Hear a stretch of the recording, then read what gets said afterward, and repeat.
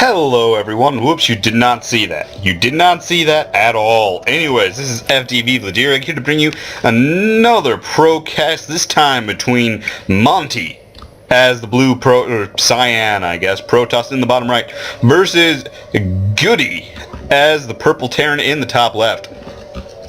This is a match not from Zotac, which I think was the last thing I casted, but rather from the EPS. And can I just say right now that the EPS is sort of a weird name, because I'm 90% sure it stands for ESL Pro Series, which means that there's an acronym. It's an acronym that contains an acronym within it. So shouldn't it be like ESLPS, I guess? But that just sounds a little weird. I can sort of see why they wouldn't want to go with it. Either way, basically, I think the full extension of the acronyms is like Electronic Sports League Pro Series or something like that. I think. I could just be entirely wrong about that. Either way, this is where this is from, a TVP or PvT, whichever way you prefer to call it, on Star Station. Now, this usually tends to be a macro map. Granted that, you know, now that they do force cross spawns, it's in some ways is a little less macro, because even though a lot of Protoss players would honestly just give up if they spawned here, or if their opponent was spawning here, for reasons I don't really get, because this spawn is just as close. Honestly, I guess I don't really understand the logic about quitting when you're this way and this way, but not this way. I don't know. I mean, pro players would be just as mad about being this way as they would this way, but a lot of players I knew back before it did force cross spawns were always mad about this way, but never this way. Whatever, it's not all that important. Either way, unlike most large maps, this does force cross spawns, meaning that the players do indeed know where each other are, which sort of takes away the macro away from it. You don't see quite as many early expands as you might on Whirlwind. Nevertheless, it's still very common, especially in PvT or TVP, for both players to just sort of go one racks, one gateway expand. Not that we're seeing that right now, I'm just simply noting that it is pretty darn common either way. Nevertheless, sort of a more defensive play. I don't even know if you could call it defensive, but very normal, sending that Zealot out. Probably going to be followed almost immediately by a Stalker. The Zealot does have to be made first, simply because if you don't send the Zealot out first, it will basically the Stalker is going to get there before it. But actually, interesting choice, the Mothership, although he really could still go for the Stalker. I don't think he's actually going to send anything across at this point. It's sort of a little too late. But he could have been there pretty darn soon with his Zealot and Stalker. Either way, there is the expand I mentioned before any tech, so I guess you could still call it early, but I'm a little curious as to what our opponent here is doing. No Hellions coming out, switching over to Widow Mines. That actually can be pretty dangerous coming from a Terran player, especially if you're not ready for it. I've had to defend several things with basically it can be a little difficult to defend. I've had to defend several things using just Stalkers against Widow Mines. Not really the best place you want to be in. Either way, this Zealot here probably never going to, I mean, he's sort of doomed. His life for ire, he's already dead.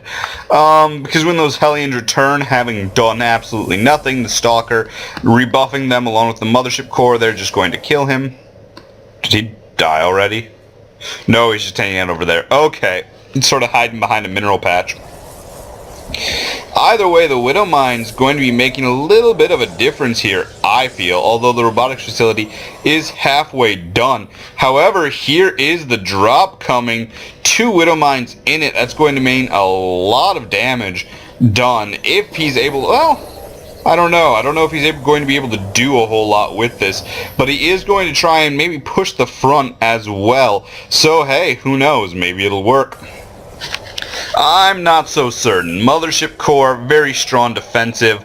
Observer, I'm betting is going to be coming out. Or if it's not going to be coming out soon as this drop happens, he'll start making the observer. Yeah, it's just gonna happen. Either way, Hellions now moving in. The drop can't even land. How's that for dealing with it? He can't even land the drop, much less anything else. Sort of silly there in some ways. You'll be able to stop, get that probe. Yep, there it dies off, and these Widow Mines aren't even a threat at this point, because it doesn't really matter if you can it doesn't matter that they have them if you can't use them, and that's sort of what the problem is. He really wants to get those into the mineral line, but so far nothing he's doing is really working out. Stalker's keeping them back there, and basically I think he's probably going to end up putting a cannon over here to really defend this area. But I think he's going to try and drop the natural now. Actually reasonably good timing, given that he has just transferred workers. Able to get some kills there, boost in, and here's the drop. The thing about Widow Mines in the Pro League is that as I zoom away, is that they're only going to actually work once. Yep, at this point, Observer's going to be next. And yeah, so not much more of a threat anymore. See, there it is.